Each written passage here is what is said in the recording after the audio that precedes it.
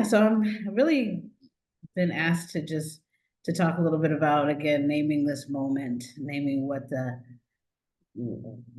the shifts are that have taken place and what it means for this moment, both in terms of challenges and ways that we yes engage around defense, but also continue to push towards the world that we want. Um, so looking forward to just talking about some of those things. So kind of starting on an interesting note in terms of like where we are and what's taken place and different ways that we can look at what has taken place through the just transition lens. What's ironic, and I think that what has called to people in terms of this administration, in a similar way that people were being called, not necessarily in a partisan way, to these polar ends of the political spectrum in terms of Trump and Bernie at one point, because these are people who are talking about real deep systems change in different ways, and really recognizing that the system as we had it was not working for so many people, and people really saw the need for a complete upheaval. And even though those of us in the just transition space agreed that, or really were also pushing for the same upheaval, or not the same upheaval, but pushing for an upheaval of our existing systems, because we knew that tweaking these systems that were designed to hold power and wealth in the hands of a very few at the expense of the rest is not going, like there's no tweaking to a system that's designed in that sense. And so we also shared the need for a total systems upheaval, but but in a two-party system. I just came back from Germany, which has this multi-party system, and it was interesting learning about what it looks like to have a multi-party system. And we'll talk more about that perhaps. But but we have this one side now that did engage around just kind of tearing things down, and but the way it was done obviously is where the problem, and the things that they decided to tear and is obviously where the challenge lies. But also this is where you even see some of the folks who are still in the approval section, like, yes, let's do this, and because it wasn't working, and let's see what comes. Even though they might even be actively harmed themselves by the tear down of these various things. And so in terms of impacts to both climate change efforts, as well as just our systems in general, because it's all interconnected, we know that all staff working on programs related to diversity, equity, inclusion, and even accessibility, being placed on administrative leave, the programs and offices being just outright terminated. This is what was said in the executive order. We've seen that very much take place in this kind of, but even in a way that's not even as laser or scalpel like as that, because we see entire agencies being taken down, like USAID and Department of Education, and all the different folks who have been terminated from IRS. I'm not even sure where IRS really is at this point in that regard. We also are seeing specifically around environmental justice, the executive order being repealed, the U.S. coming out of the Paris Agreement, the UN Framework Convention on Climate Change, obviously all the staff and funding for environmental justice being impacted. And again, I would invite folks on the call to talk about their experiences around that, because I'm even with some of these freezes and so forth being interventions by the court, we see where the administration is basically like, well, what can you really do to us? And so they're pushing forward even with the court's intervention. So definitely, hopefully we can open up and hear from folks in terms of where you're actually being impacted from the work that you're doing. I know a couple of stories anecdotally from folks on that. We know that that not only are the regulations that were in place being pulled back and this narrative around job killing regulations going forward, but we also know that to propose new regulations, it's actually written into the Right. mandate that you have to dismantle X number of regulations in order to advance new regulations. So again, just so many things at once. People refer to us as just shock and awe in terms of the number of things that are happening all at once. Um, we also know that in the data is being taken down off of our various sites, uh, and research that was available is no longer available, and yeah, just so much data that was necessary for us to do program design and so forth.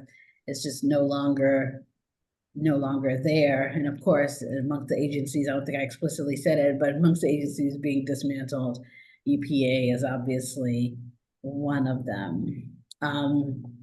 And then what's happening in EJ communities more broadly, because the EJ communities are impacted by so many of these systems, whether it is the Department of Education being dismantled and that differential impact on our communities, the attacks on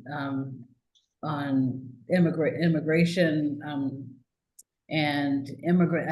I'm actually in Philadelphia and was watching the news yesterday, and this shop over that sold Mediterranean food. It was like a kebab shop.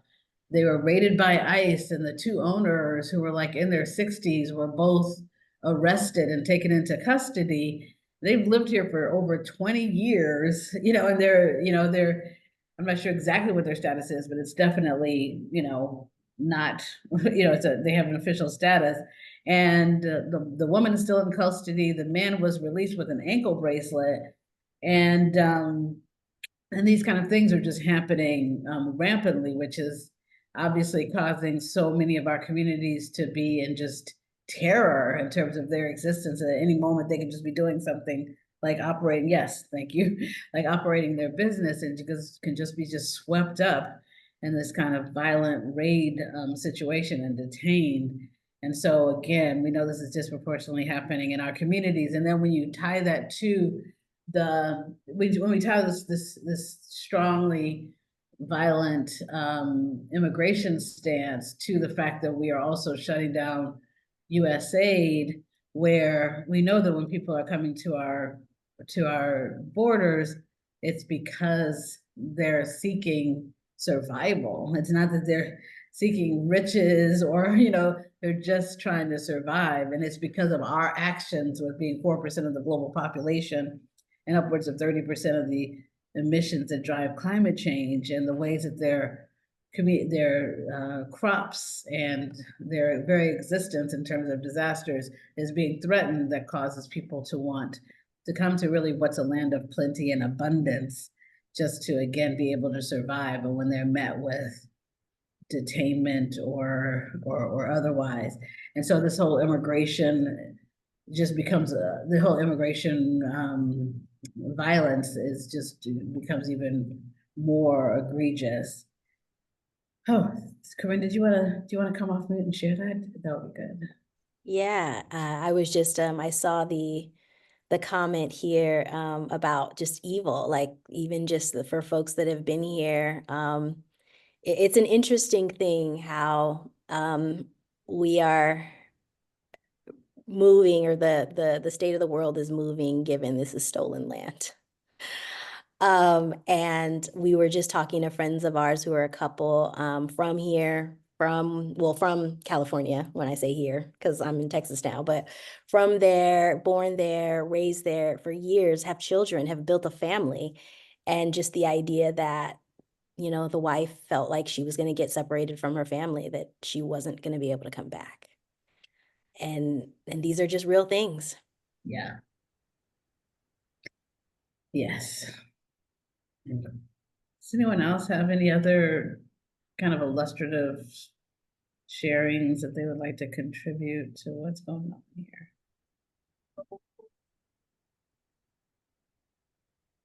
It's okay. I could just share something that's it's not related to immigration, but I work with an organization that works with institutions of higher education around climate change. So we're getting a lot of anecdotal reports about what's happening, especially with research. So, there's a very much an anti-science and anti-knowledge effort going on. And we heard about one instance where there was some research at this institution around a endangered species that was called the black something or other, like some sort of animal. And it came up in a search for the word black. And so, that research is targeted just because it had the word black in the name. So there's just very broad and sweeping, attacks on really knowledge creation. And I just forgot the other point I was going to make. Oh, just that NSF has also been gutted. So, including the people who evaluate proposals for research. And so there's, that is also a big effect on knowledge creation. Yes. Speaking of the word black, we had a funder, a major foundation, say to us, we were in the final stages of getting approved for funding by them. And they said, oh, we ran your proposal. We really want to fund you. Everything is very much in alignment. We ran your proposal by our legal department. And again, we do want to fund this, but if you could just go through and remove all instances of the word black, then we can move forward. So definitely to your point, Crystal, for sure. So, Adrienne. You, Jacqui. I think so. I am co-director of one of the Thriving Community Technical Assistance Grants, which is one of the EPA's EJ activities. And of course, we received our termination letter on Saturday. And even before, well, I received it actually an email. And even before that, the organization, I work at the National Wildlife Federation, which of course is an organization that was created for fishers and anglers, white fishers and anglers. And now they're incorporating environmental justice, thanks in large part to the work of Mustafa Ali, who happens to be my supervisor, although he says our collaborators, whatever. So, and the organization, in addition to just the challenges faced in this crazy, chaotic, arbitrary decision-making process through this administration, and which is discriminatory on its face and all the legal terms and all of that, feel like there's an internal battle because traditionally, a lot of white people feel the need to charge in and save the day. And I find that in this regard, very challenging when it comes to EJ. I've been doing this work 30 plus years, and there are a lot of folks at the Wildlife Federation who have not been doing this work because it's a conservation organization, even though we've been doing our best to, ensure that it's incorporated into NWF's work. So the deciders have been not me and not those of us in this space. And so unfortunately, I have to regularly speak up about, hey, I need to be the one letting my community partners know that this grant is terminated. I need to be the one who lets my staff know that this project is terminated, but they're okay. And here's why, and lo and behold, in the midst of all of this, the other day, they reached out to one of my staff who happens to be a person of color and sent her this letter that with no explanation, but suggested that I had been part of this larger conversation. And so that was upsetting and ended up stuff. And of course, I talked to our president and all the above about it's already done for me, but going forward, you need to be aware of what a process should look like. And so that was one issue. I'm going to be fast. The second issue was, something that kind of hit me, that we as a people, I mean, there are some people who I have been talking to this person for 2 weeks, assuring them that everything was fine. I have money, you're not going anywhere. We're not letting you go. Because we are so small, my program, we hire people with a multitude of skills so that we can have them do number things. So when she got this letter, she says she was upset. But I talked to, and he happens to be a white guy, about it, and he calmed me down. To which I said, but I've been talking to you about this for 2 weeks and assuring you of your situation. He doesn't know anything that I have not told him. So the fact that you listened to him and that calmed you down upset me, because you'd rather hear it from not me than, it's okay when uh, this white person says it, as opposed to me, someone who's your supervisor says it. And, that just reminded me about the premise behind EJ, and those who want to, when things are a certain way or when it's in the news, want to step in and step up and sort of give the impression that they're saving the day. And it's frustrating in addition to what's already happening. Thanks. I just want to say it. You didn't hear that story yet, Jacqui, so. No, it's true. Thank you for sharing. Oh, geez. Yes, for people who don't know, Adrian and I commiserate a lot. Yeah, anyone else with any sharings, I can keep laying out all of our trials, but I also want to pivot to opportunities as well. But oh, Jesse, did you come off mute on purpose? No. Okay, that's okay. All right, so so as I was saying too, it's really the compounding things that are happening to our communities as well. I was just speaking to one leader who, while she's providing kind of support for her organization, she's kind of a movement level person as well, so providing support for all the challenges in the movement. And then on top of it all, she's doing in her, what's at the center of her heart was this elder care for her mom. But because of the funding freeze, the resources that were available for her mom are no longer available. There was these activities that her mom was slated to participate in that just got canceled. Another set of supports that her mom was supposed to get are still available, but now she'd have to pay for them because before they were being federally subsidized. And so just as an illustrative example of just like the compounded impact, and there's certain folks who are bearing those compounded impacts more than others. Also, when we think about network burden, I was in one community in kind of outside of DC where a lot of kind of social justice-y folks all live in the same area. And so I was visiting a friend and she just literally went house by house.